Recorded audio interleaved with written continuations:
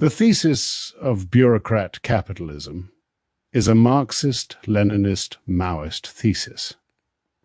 Communist Party of Colombia, Red Fraction, PCC, FR, June 14, 2022. Translated, edited, and typeset by Lucas R. November 2025. Document originally published on the website of the International Communist Magazine, www.ci-ic.org. Proletarians of all countries, unite. We believe that this document contributes to the two-line struggle within the international communist movement concerning the critical issue of bureaucrat capitalism in all of the oppressed countries. Below, we defend this thesis as a fundamental element of Maoism. Our party drafted this document several years ago amidst an internal struggle in which one of our comrades called into question the universally valid contributions of Chairman Gonzalo, and especially his generalization of bureaucrat capitalism. That is why the document starts out with Chairman Gonzalo's definition of bureaucrat capitalism, and, based on that definition, analyzes how this thesis is consistently supported in the writings of Chairman Mao, thus representing a development of the ideology of the proletariat. It is not true, as the Communist Workers' Union UOC-MLM Colombia claims, that in terms of content, the current theory of bureaucrat capitalism is an outdated theory opposed to Marxist political economy. On the contrary, this thesis, as put forward by Chairman Mao, is a great development of Marxist political economy. The synthesis and generalization of this thesis represents one of Chairman Gonzalo's universally valid contributions to the ideology of the proletariat. The thesis of bureaucrat capitalism is a Marxist-Leninist-Maoist thesis. Chairman Gonzalo summed up the characteristics of bureaucrat capitalism described by Chairman Mao as follows. Regarding bureaucratic capitalism, Chairman Gonzalo states that comprehending it is essential to the understanding of Peruvian society. Taking up Chairman Mao's thesis, he teaches us that it has 5 characteristics. 1. That bureaucratic capitalism is the capitalism that imperialism develops in the backward countries, which is comprised of the capital of large landowners, the big bankers, and the magnates of the big bourgeoisie. 2. It exploits the proletariat, the peasantry, and the petty bourgeoisie, and constrains the middle bourgeoisie. 3. It is passing through a process in which bureaucratic capitalism is combined with the power of the state and becomes state monopoly capitalism, comprador and feudal, from which can be derived that in a first moment it unfolds as a non-state big monopoly capitalism, and in a second moment, when it is combined with the power of the state, it unfolds as state monopoly capitalism. 4. It ripens the conditions for the democratic revolution as it reaches the apex of its development. And 5. Confiscating bureaucratic capital is key to reaching the pinnacle of the democratic revolution, and it is decisive to pass over to the socialist revolution. Central Committee, Communist Party of Peru, General Political Line, Line of the Democratic Revolution, 1988. We can see how each of Chairman Gonzalo's characteristics is based on the works of Chairman Mao. Let's take a look at each one. 1. That bureaucratic capitalism is the capitalism that imperialism develops in the backward countries, which is comprised of the capital of large landowners, the big bankers, and the magnates of the big bourgeoisie. Ibid. To serve the needs of its aggression, imperialism created the comprador system and bureaucrat capital in China. imperialist aggression, stimulated China's social economy, brought about changes in it, and created the opposites of imperialism. The national industry and national bourgeoisie of China, and especially the Chinese proletariat working in enterprises, run directly by the imperialists, those run by bureaucrat capital and those run by the national bourgeoisie, to serve the needs of its aggression. Imperialism ruined the Chinese peasants by exploiting them through the exchange of unequal values, and thereby created great masses of poor peasants, numbering hundreds of millions and comprising 70% of China's rural population. Chairman Mao: cast away illusions, prepare for struggle, selected works, foreign languages press, Peking, Beijing, third printing, 1969 vol.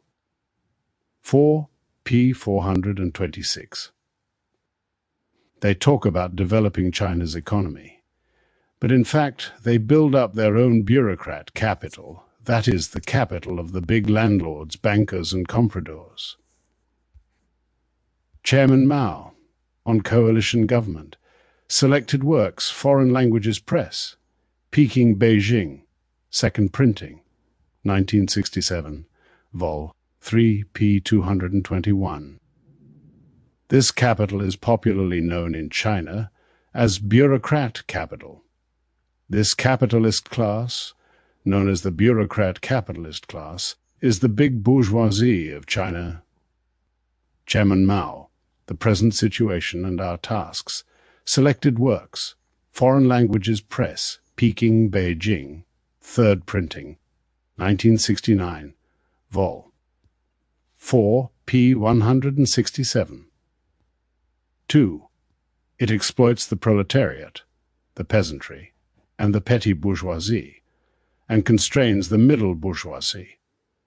General political line. This state monopoly capitalism oppresses not only the workers and peasants, but also the urban petty bourgeoisie, and it injures the middle bourgeoisie. Chairman Mao, the present situation, p. 167. The bureaucrat capitalists monopolize the lifelines of China's economy, ruthlessly oppressing the peasants, the workers, the petty bourgeoisie, and the non-monopoly bourgeoisie. Chairman Mao, on coalition government, p. 221. 3. It is passing through a process in which bureaucratic capitalism is combined with the power of the state and becomes state monopoly capitalism, comprador and feudal, from which can be derived that, in a first moment, it unfolds as a non-state big monopoly capitalism, and in a second moment, when it is combined with the power of the state, it unfolds as state monopoly capitalism. General political line. This monopoly capital, combined with state power, has become state monopoly capitalism. This monopoly capitalism, closely tied up with foreign imperialism, the domestic landlord class, and the old-type rich peasants, has become comprador, feudal, state monopoly capitalism. Chairman Mao, the present situation, p. 167. 4. It ripens the conditions for the democratic revolution as it reaches the apex of its development. General political line. This state monopoly capitalism reached the peak of its development during the War of Resistance, and after the Japanese surrender, it has prepared ample material conditions for the new democratic revolution. This capital is popularly known in China as bureaucrat capital.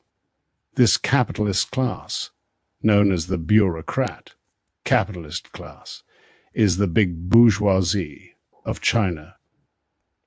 Chairman Mao, the present situation, p. 167, PCC FR's emphasis. 5.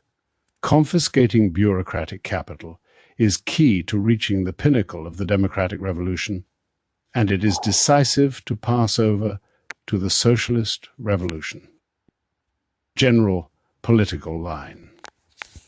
China's modern industry, though the value of its output amounts to only about 10% of the total value of output of the national economy, is extremely concentrated.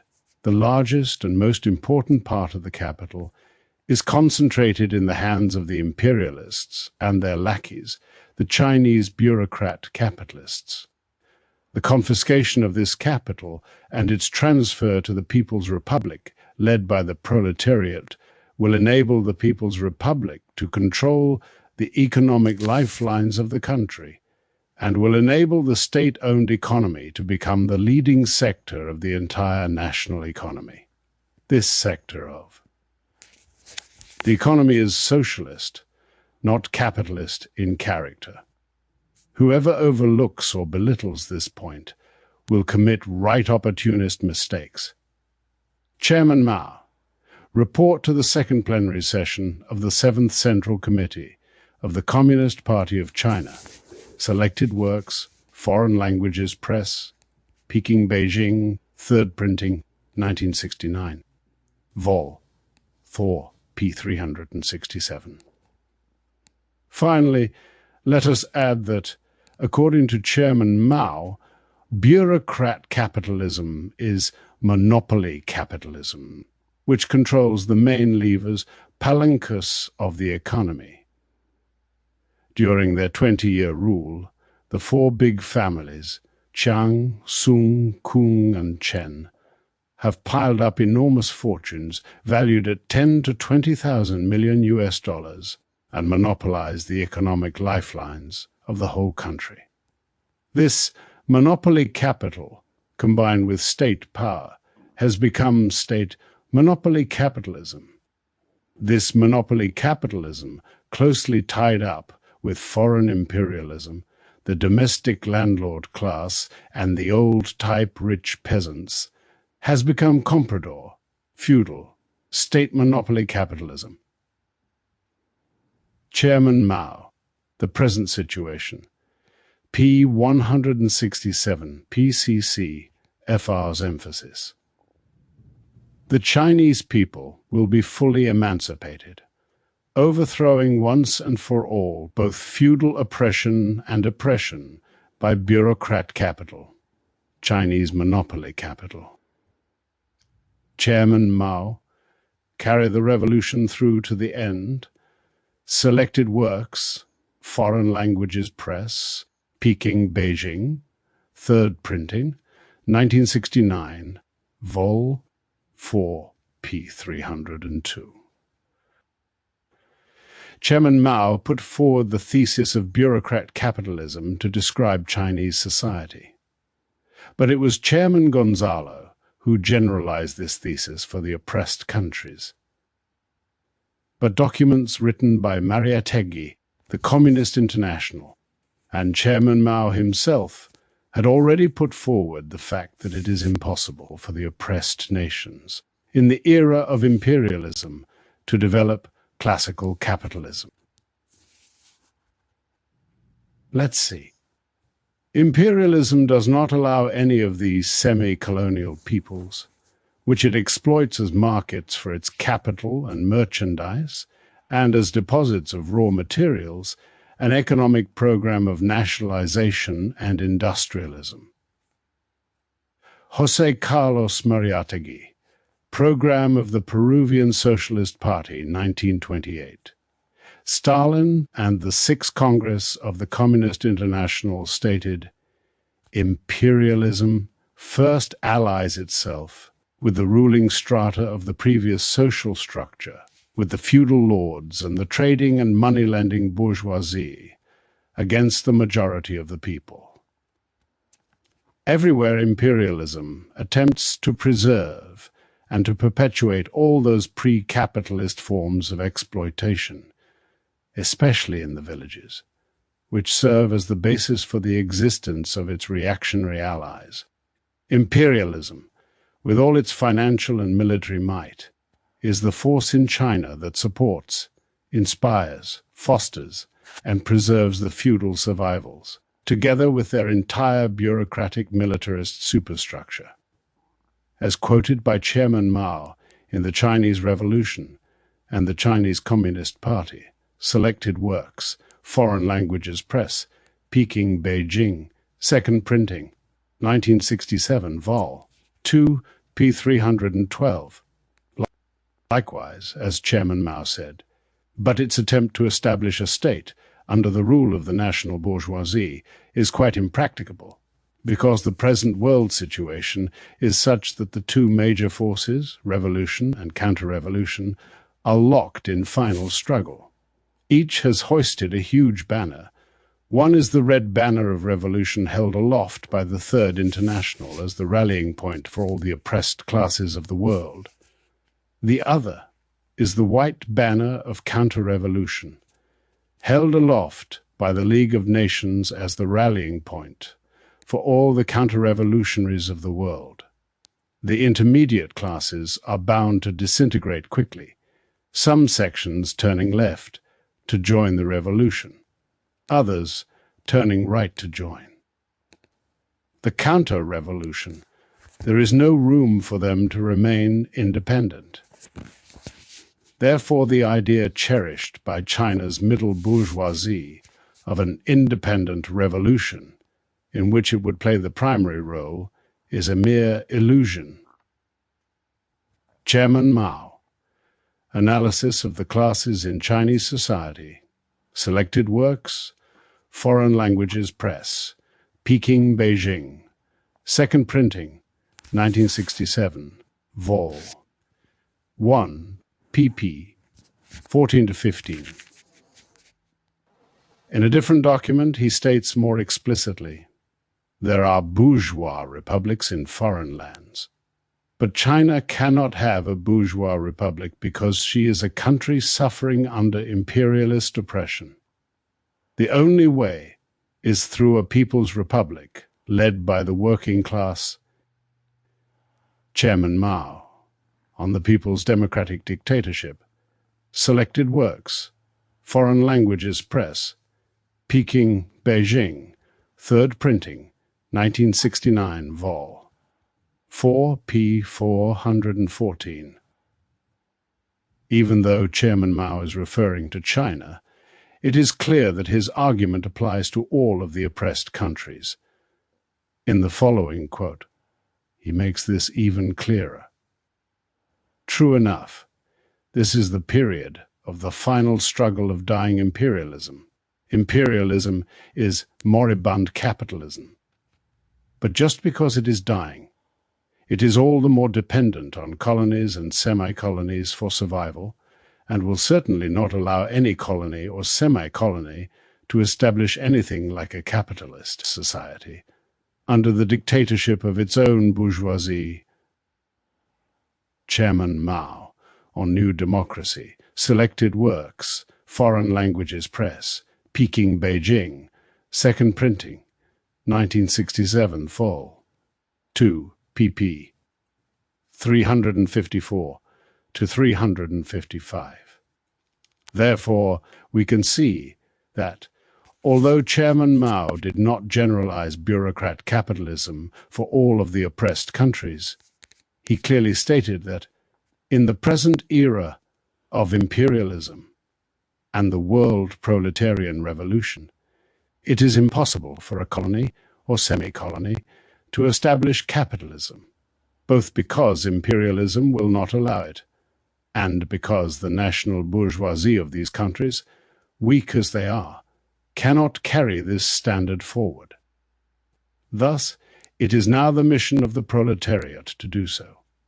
Furthermore, as we know, Chairman Mao argued that, because of China's semi-feudal and semi-colonial status, a new democratic, anti-imperialist, and anti-feudal revolution must be carried through to the end, which affords land to the peasantry, and frees the nation from foreign rule.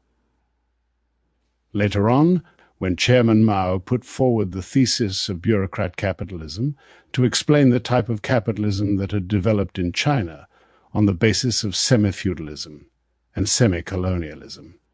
He insisted that the new democratic revolution needed to be carried out prior to the socialist revolution. The most important thing for our analysis is that Chairman Mao generalized new democratic revolution for the Third World countries and developed the Marxist theory of the state, as can be seen in this excerpt from On New Democracy. This new democratic republic will be different from the old European American form of capitalist republic under bourgeois dictatorship, which is the old democratic form and already out of date.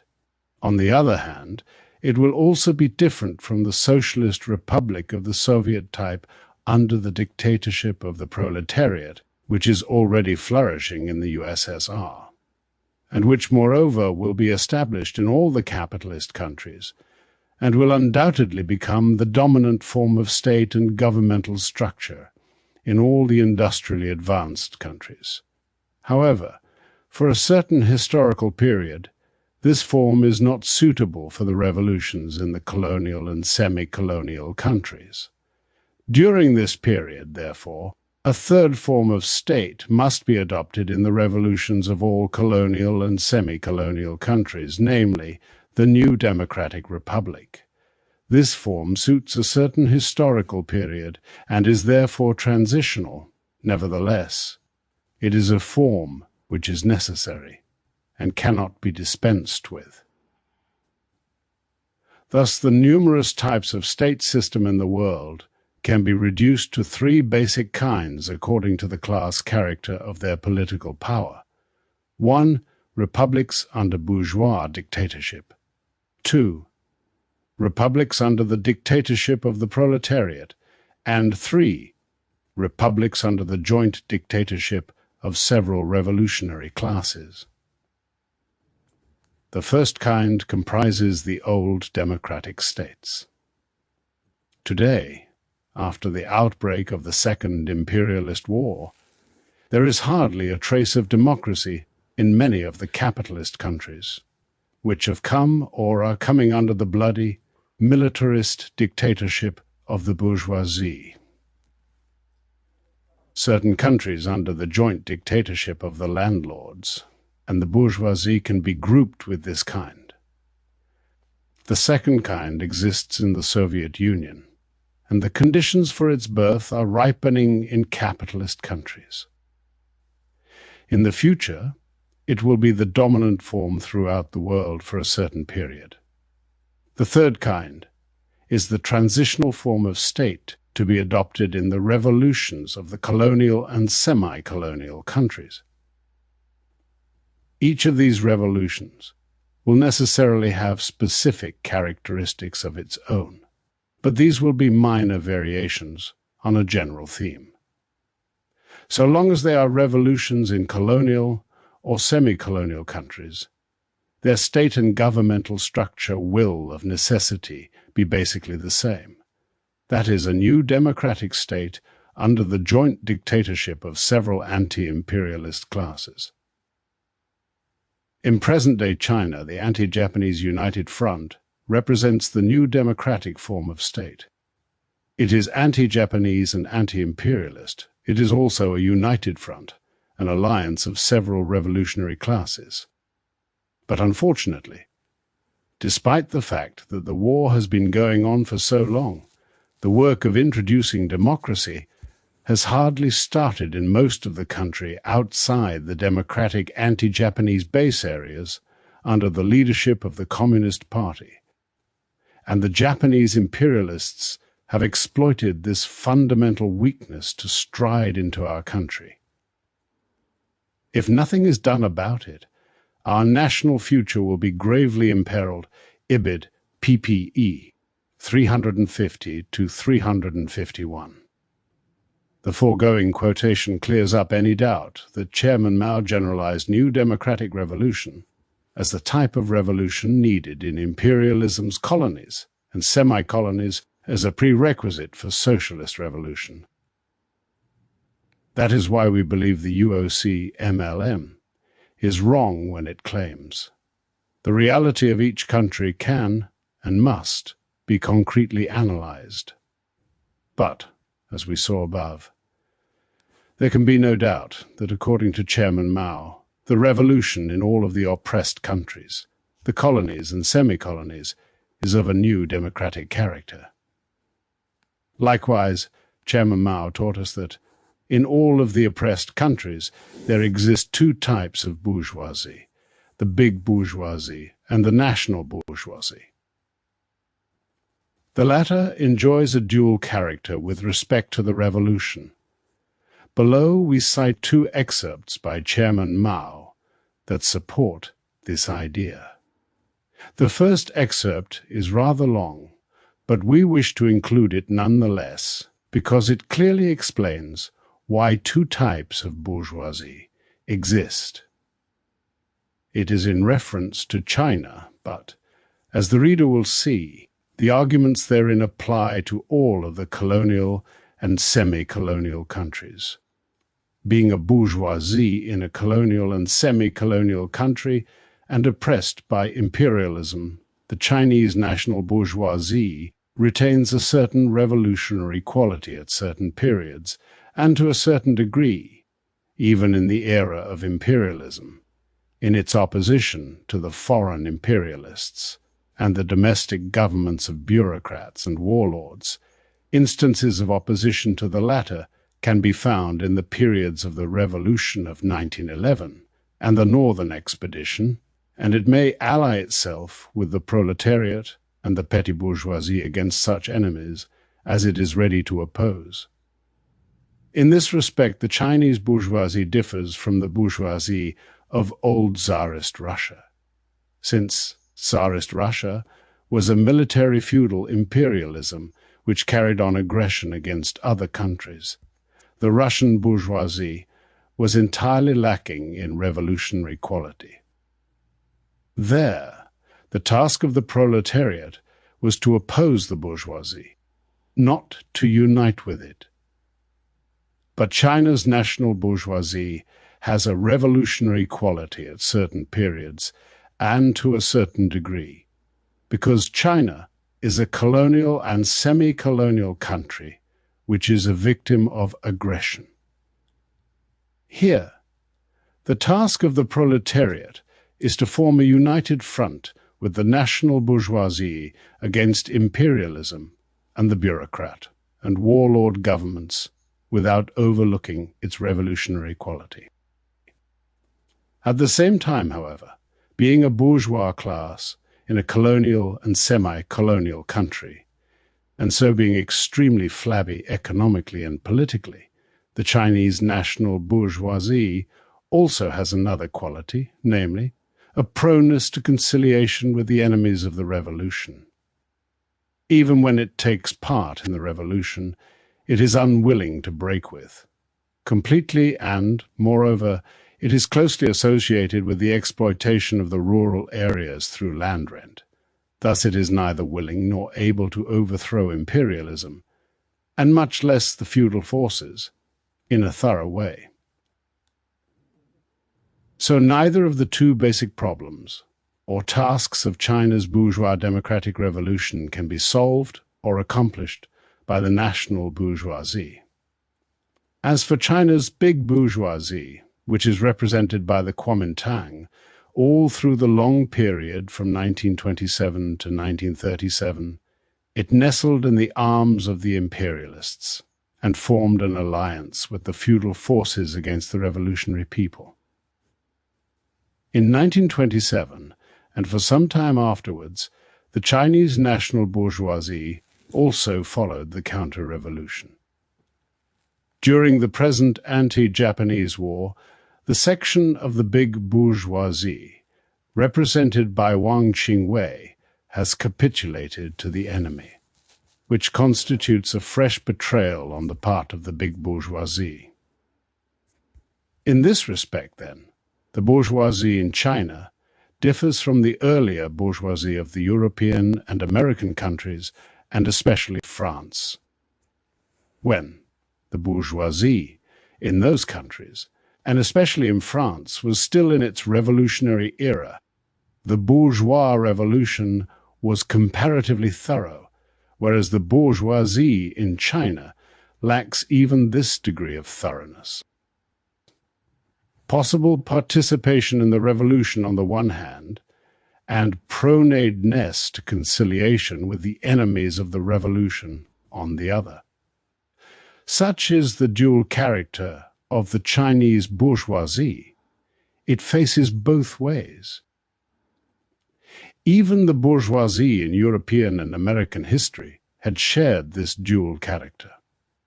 When confronted by a formidable enemy, they united with the workers and peasants against him. But when the workers and peasants awakened, they turned round to unite with the enemy against the workers and peasants. This is a general rule, applicable to the bourgeoisie everywhere in the world, but the trait is more pronounced in the Chinese bourgeoisie. Chairman Mao, on New Democracy, Selected Works, Foreign Languages Press, Peking, Beijing, Second Printing, 1967, Vol. 2 pp. 348. In countries under imperialist oppression, there are two kinds of bourgeoisie, the national bourgeoisie and the comprador bourgeoisie. Do these two kinds of bourgeoisie exist in your countries? Probably yes. Chairman Mao, Some Experiences in Our Party's History, Selected Works Imperialism, Foreign Languages Press, Peking, Beijing, First Edition, 1977, Vol. 5, p. 327. As such, does not align with Chairman Mao's, putting the Chairman Mao's. As such, does not align with Chairman Mao's, putting the concept of bureaucrat-capitalism on the pedestal of Marxist political economy has led many communists to commit the serious error of disregarding the need for an analysis of reality, and, in politics, to pardon capitalism in many countries, and to unite with the bourgeoisie in their effort to artificially seek out a national bourgeoisie. UOC, MLM, Debate on Bureaucrat Capitalism, the position of the UOC, MLM, of Colombia 2013. If we are to adhere rigorously to what Chairman Mao put forward, we should not artificially seek out a national bourgeoisie. On the contrary, in the oppressed countries, we will always find two types of bourgeoisie, the national bourgeoisie and the comprador bourgeoisie.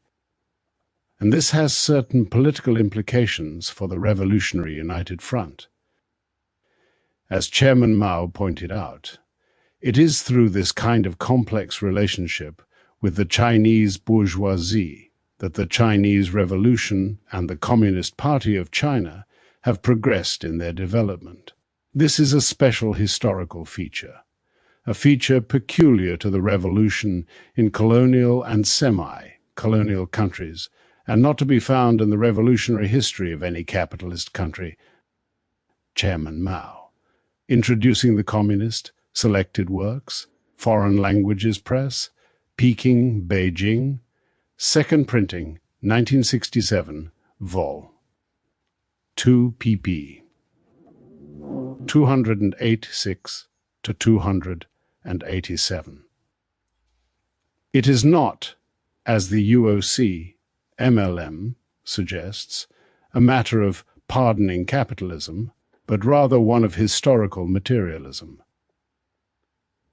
As Chairman Mao said, it is a law of Marxism that socialism can only be attained via the stage of democracy, and it is errant nonsense to believe that socialism can be built on the basis of semi-colonialism and semi-feudalism, that is, without new democracy. As Chairman Mao put it, if any communist or communist sympathizer talks about socialism and communism but fails to fight for this objective, if he belittles this bourgeois democratic revolution, relaxes or slows down ever so slightly, and shows the least disloyalty and coolness, or is reluctant to shed his blood, or give his life for it, then wittingly or unwittingly, such a person is betraying socialism and communism to a greater or lesser extent, and is certainly not a politically conscious and staunch fighter for communism. It is a law of Marxism that socialism can be attained only via the stage of democracy. And in China, the fight for democracy is a protracted one. It would be a sheer illusion to try to build a socialist society on the ruins of the colonial, semi-colonial, and semi-feudal order without a united new democratic state, without the development of the state sector of the new democratic economy, of the private capitalist and the cooperative sectors, and of a national scientific and mass culture. That is a new democratic culture, and without the liberation and the development of the individuality of hundreds of millions of people. In short, without a thoroughgoing bourgeois democratic revolution of a new type, led by the Communist Party. Some people fail to understand why, so far from fearing capitalism, communists should advocate its development in certain given conditions. Our answer is simple.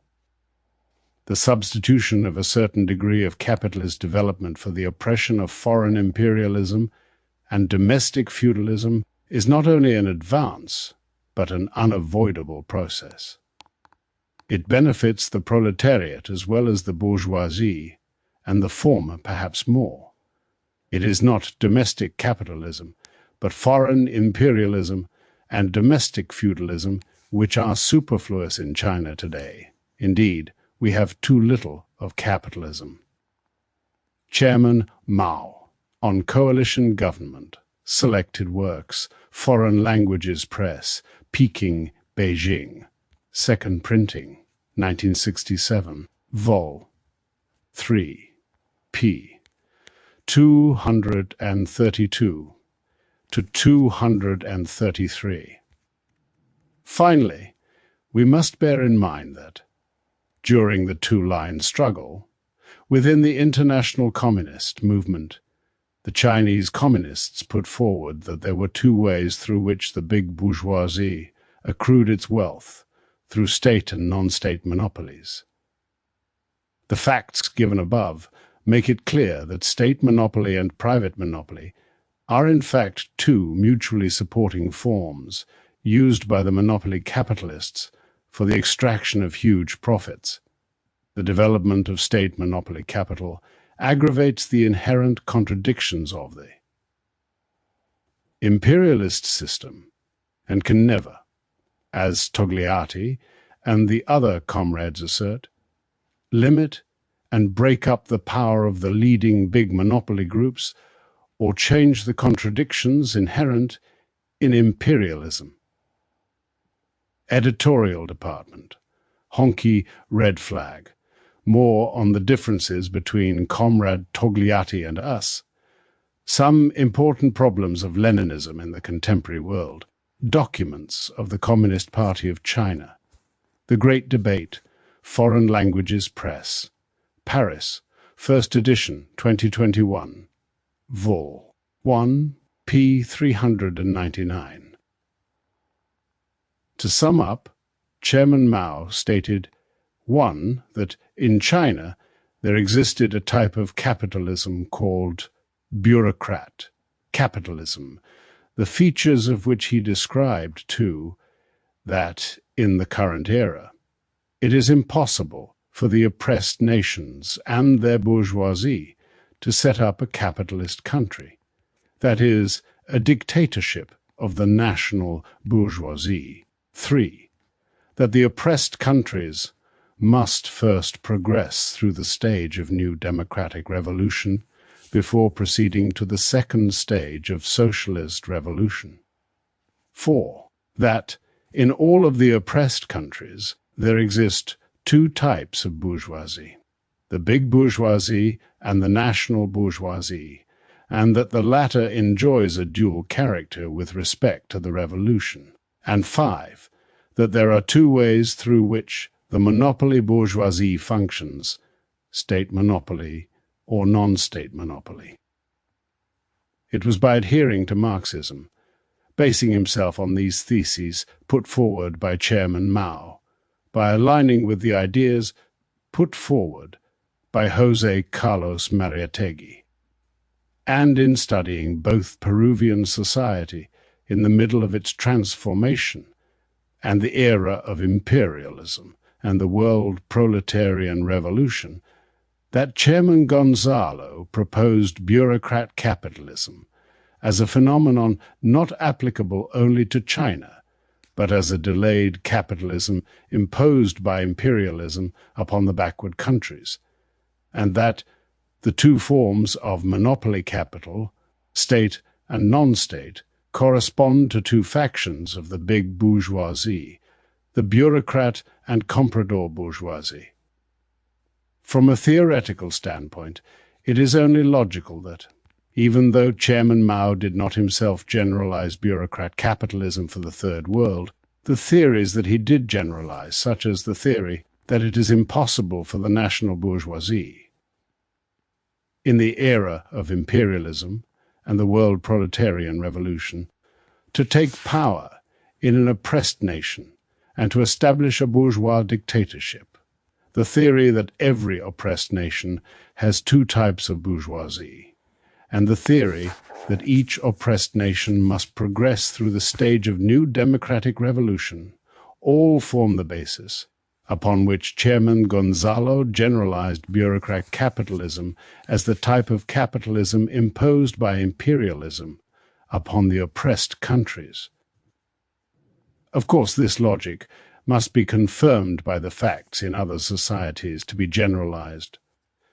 This is what Chairman Gonzalo did for Peruvian society, and which has been confirmed by the comrades in India and Brazil, in their own countries, for example. And even though not every country has been studied, as Chairman Mao said, you do not have to dissect every sparrow to discover the law. But at the same time, we believe that following the teachings of Chairman Mao, each communist must confirm this thesis for themselves as it relates to the concrete study of their own country. They must specify every detail relating to their own revolution, a task which, for revolutionaries in Colombia, has been left unfulfilled. The main arguments put forward against the existence of bureaucrat capitalism in the oppressed countries are the growing presence of capitalist relations in the countryside and the destruction of feudal modes of exploitation. We believe that Chairman Gonzalo analyzed such phenomena in the history of Peruvian society. He showed that feudalism is being progressively broken down and that bureaucrat capitalism has increasingly penetrated the countryside. But, at the same time, the land problems remains unresolved and has even grown more acute, and it is on this basis that serfdom and gamonalismo persist, both in the countryside and in the city. It is the evolution of semi-feudalism. This is precisely because bureaucrat capitalism is a capitalism of the big bourgeoisie and landowners in service of imperialism. Therefore, by starting with Chairman Mao and tracing its development by Chairman Gonzalo, we can see that there is no contradiction between semi-feudalism and capitalist relations of production. Rather, in the oppressed countries, bureaucrat capitalism is a form of capitalism bound to backward forms of property, exploitation, and oppression that is semi-feudalism, which allows only for petty industrialization forever beholden only to imperialist interests. Chairman Gonzalo's deep study of Peruvian society provides us with the insights necessary for studying and understanding our own societies. In synthesizing Marxism, Leninism, Maoism as the third, new, and higher stage of Marxism, he reclaimed the Marxist thesis of bureaucrat capitalism, developed it, and masterfully explained it.